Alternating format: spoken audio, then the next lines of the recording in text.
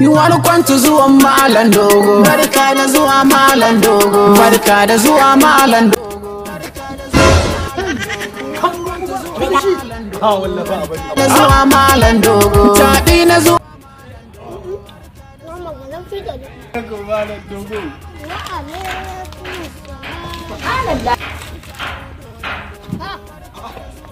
Yanzu na hango kamar kana cin kilishi ba na zo na ga babu komi ga teburin. Daga can dai yunwa ta saka hango kilishi. Yunwa ta sa na hango kilishi Malam Dogo?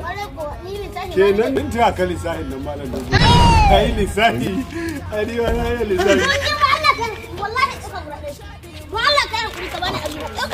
To kana ajewa a tita to aje mu. Wai no to. Mun Malam Dogo? Da kilishi da kaza su daɗi. To wallahi Malam Dogo ni in ina jan kilishi na in dinga tuno sunan kakannina da suka mutu tun shekara 2000 da ya wuce. Ita kuma kaza ina cin ta sai an ga kamar yau aka daura min aure. To ni ban san ma wanda ya daɗi ba.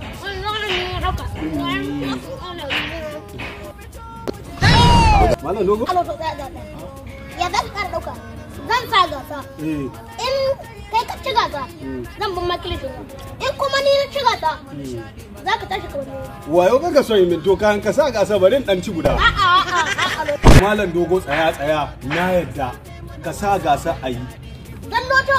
Malam Dogo. Tambaya da zama wacce jiha ce wanda in an ka cire kalma biyu ta zama sunan kowa a Najeriya. Malam Dogo? Wannan tambaya ta yi nauyi.